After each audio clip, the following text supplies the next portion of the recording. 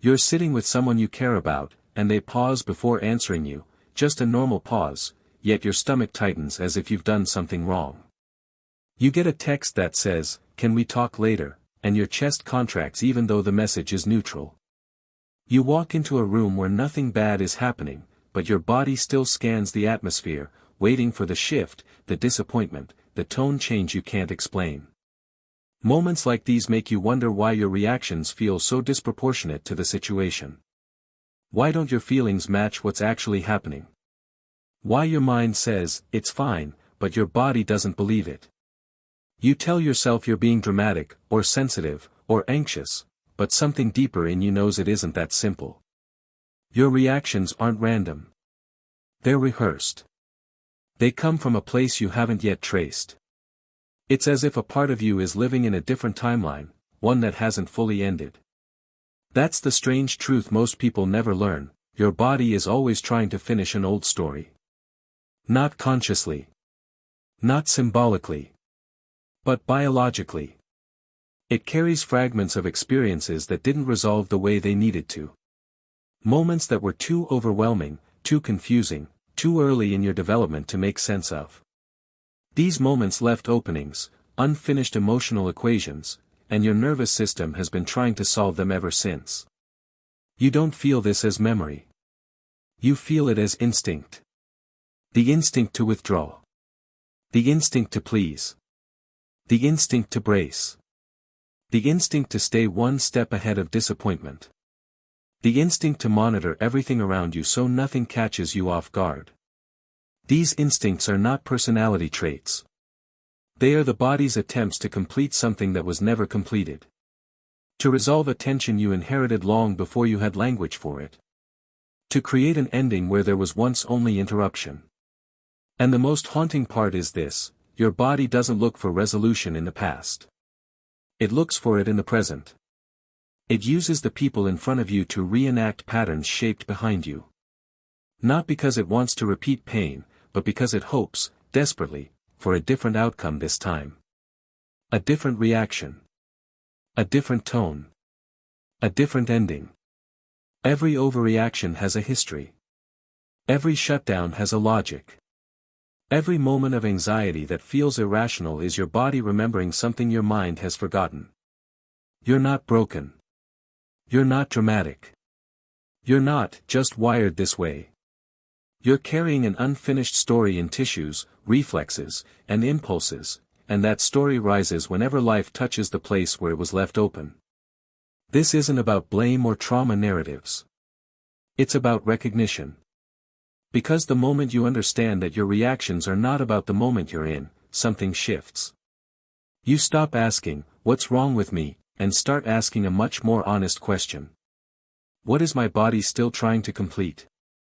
And that question is where everything begins to change. You might assume your body reacts this way because of memory, because it's holding on to specific moments from the past. But the truth is stranger than that. Your body isn't reacting to old events themselves. It's reacting to the predictions those events taught it to make. One of the most important ideas in modern neuroscience, introduced by Carl Friston, is that the brain doesn't actually wait for things to happen. It predicts them. Constantly. Every second of your life, your nervous system is trying to guess what comes next, not because it's anxious, but because prediction is the foundation of survival. Before you see something, before you hear something, before you consciously interpret anything, your body has already prepared a response. This means you don't react to reality. You react to the story your brain expects. And those expectations were not formed in adulthood. They were formed slowly, quietly, through repetition. Through patterns, not moments. Through atmospheres, not events. Through the emotional weather of your earliest relationships, the rhythms of tone, silence, attention, misattunement, or unpredictability that taught your body how the world works. Think of it like a map. Not a map of facts, but a map of meaning. Your body learned what a raised voice means. What a long pause means. What footsteps in the hallway mean. What it means when someone withdraws. What it means when someone looks distracted or irritated. What it means when connection suddenly goes quiet. And once those meanings were installed, your brain began predicting them everywhere, even when the context changed. Even when the people changed. Even when you changed. This is why a neutral silence can feel hostile. Why a soft question can feel like an accusation. Why a delay in someone's response can feel like abandonment. Why calm can feel like the calm before something breaks. Your nervous system isn't trying to hurt you. It's trying to protect you from being caught off guard the way you once were. Prediction feels like intuition when it's really memory wearing a disguise. And because your body wants to be efficient, it doesn't check whether the prediction is accurate. It assumes it is. It prepares you emotionally, physiologically, and cognitively for the outcome it expects, even if that outcome hasn't existed in your life for years. This is how an unfinished story keeps writing itself. Not through conscious thought. Not through choice. But through a prediction engine that learned long ago that certain patterns meant danger, disappointment, instability, or emotional withdrawal, and it would rather be ready than wrong. The truth is, your nervous system would rather trigger a false alarm than risk missing a real one. And so you find yourself living in a world where your body responds to echoes instead of events.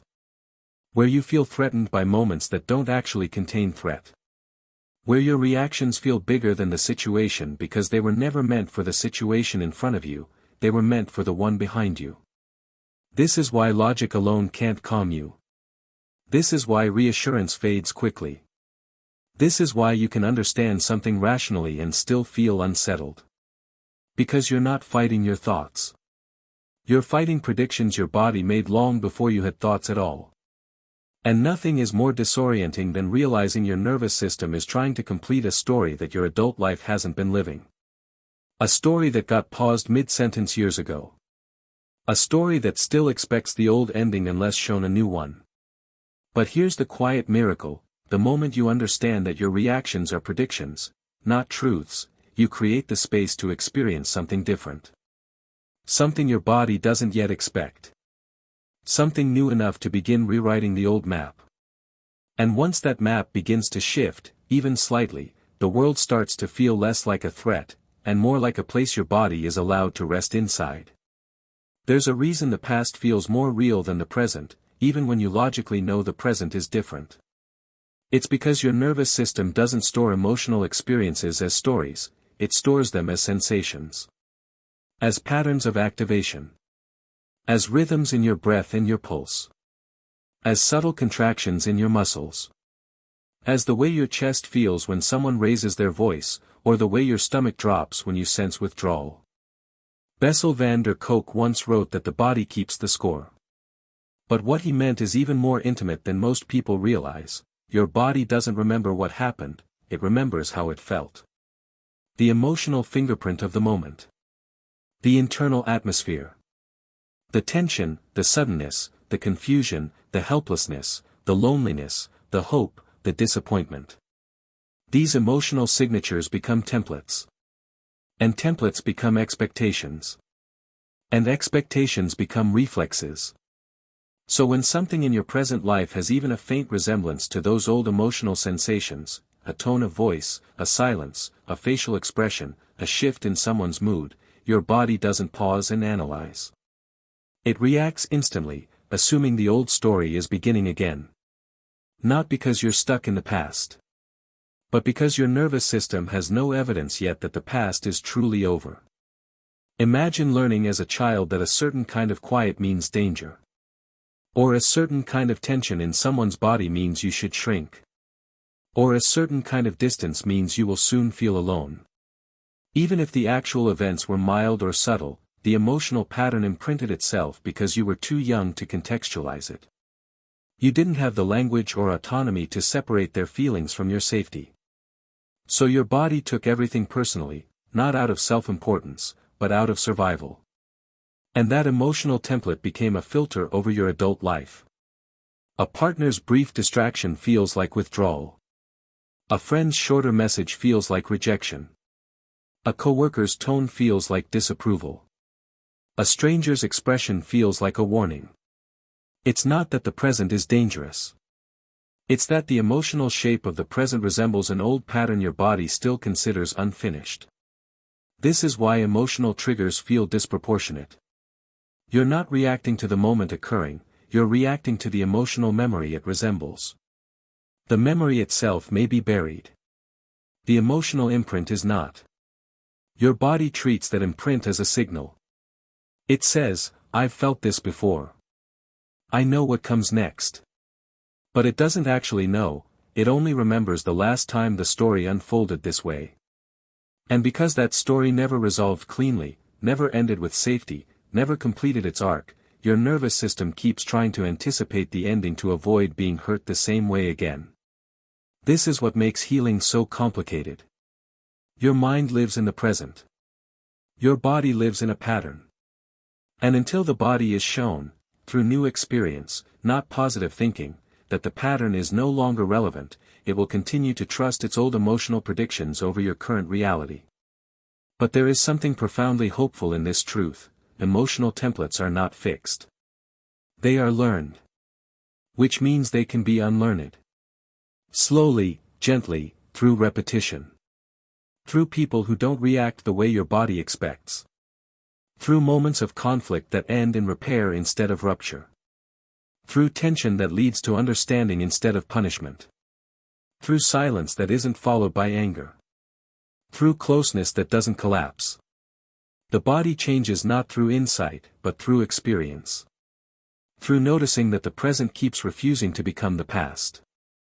And as these new experiences gather, quietly, almost invisibly, the emotional template begins to shift.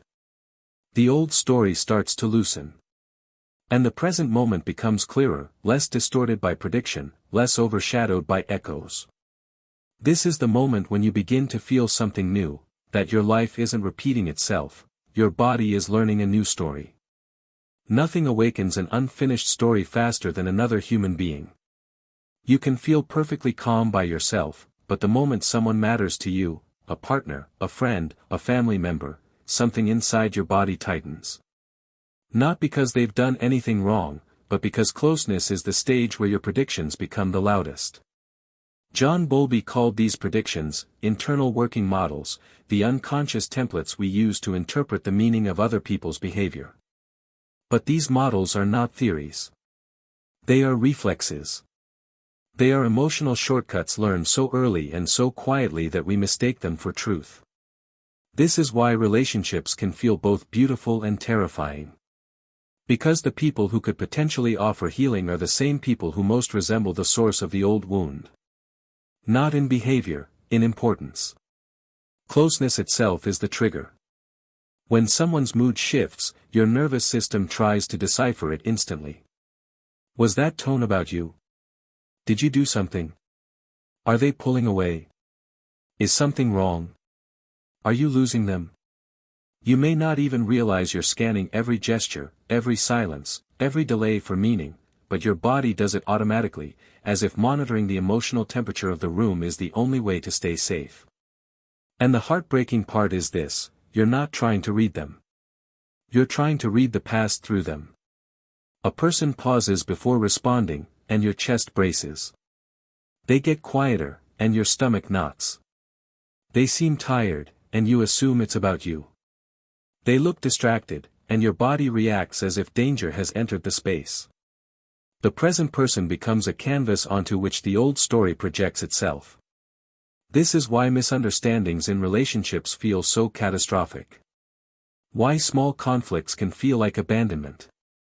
Why you might over-apologize, over-explain, or shut down entirely. Your body isn't reacting to the size of the moment, it's reacting to the size of the memory beneath it. You're not afraid of losing them. You're afraid of reliving something you never resolved. And because of that, you might behave in ways that don't reflect who you really are. You pull away to protect yourself. Or you cling to keep the connection intact. Or you deny your needs because asking feels dangerous. Or you anticipate rejection so you won't be surprised when it arrives. Most people assume these reactions come from insecurity or sensitivity. But the truth is far more nuanced. They come from a nervous system still trying to finish a story that didn't end with safety. And here's the paradox: the moments when you crave reassurance the most are often the moments when you're least able to receive it. Someone tells you, "It's okay," but your body doesn't believe it. Not because they're untrustworthy, but because the old emotional template is louder than their words. This creates an invisible loop, the unfinished story trying to complete itself through the present relationship. You sense a shift, your body predicts danger, you react defensively, the other person feels confused, the interaction becomes strained, your prediction feels confirmed. Not because of the other person's intention, but because both of you are now interacting with an echo rather than each other. But something remarkable happens when you begin to see this pattern for what it is: not a flaw, not a defect, not an inability to love, but a memory expressing itself through instinct. Once you see the pattern, you no longer blame yourself for reacting, and you no longer blame others for triggering what they can't even see. You begin to recognize that the fear you feel during conflict isn't about the person you're facing, it's about the version of you who once faced emotional unpredictability alone. And when you can distinguish the two, the person in front of you and the person inside you, something begins to loosen. Your present stops collapsing under the weight of your past. Your relationships stop carrying the responsibility of healing what someone else broke.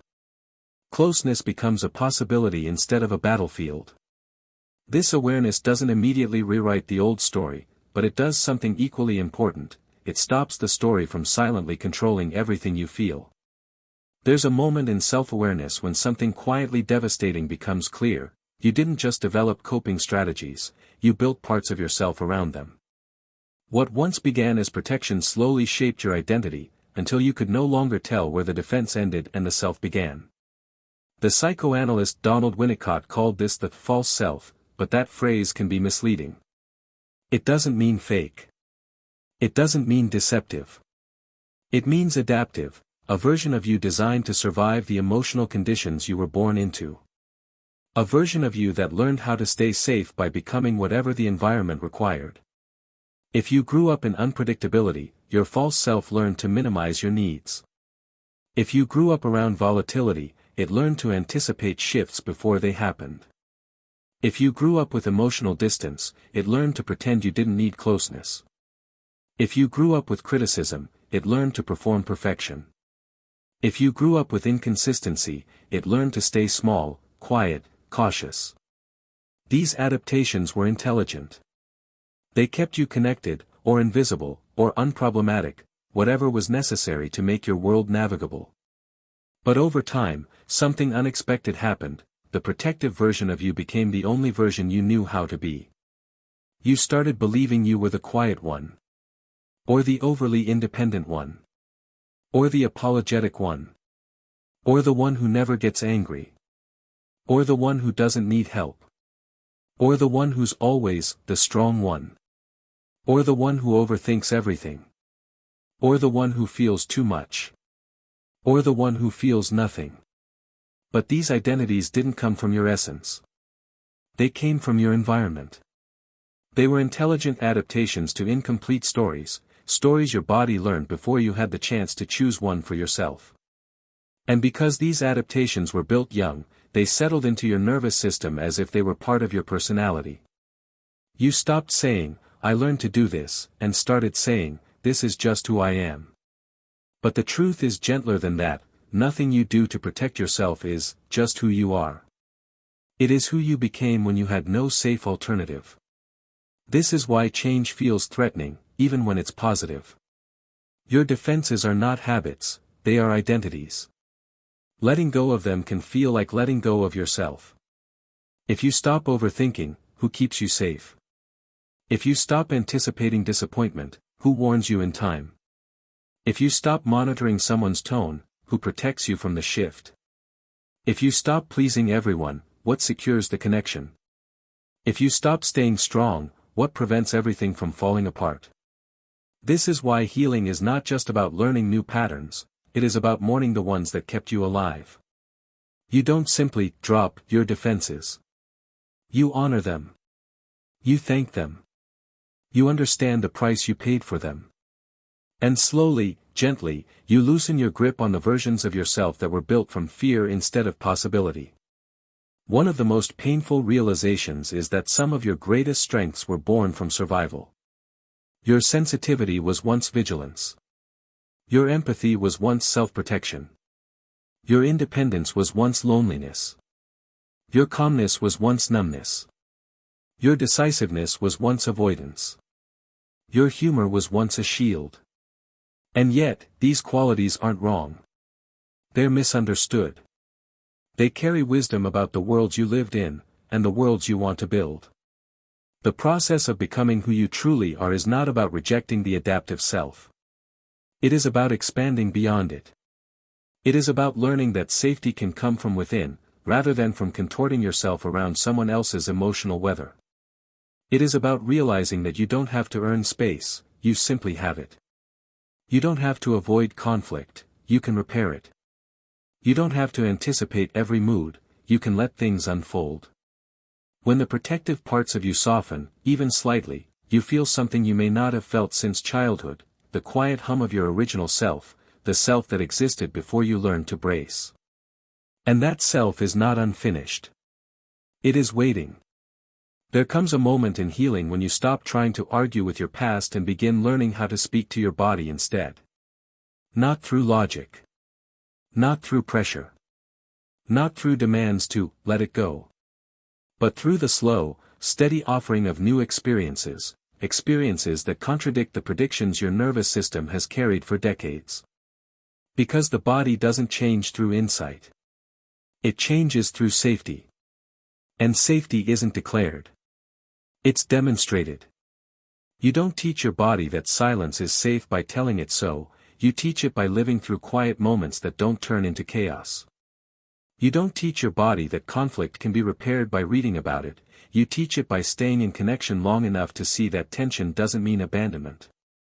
You don't teach your body that people can be consistent by hoping for it, you teach it by experiencing consistency, again and again, in ways that begin to feel oddly, miraculously predictable. At first, nothing seems to change. Old fears still rise. Old reflexes still fire. Old stories still press against your chest.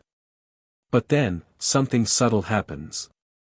A moment that would have triggered panic, only tightens your breath for a second. A tone of voice that once felt threatening, just makes you curious.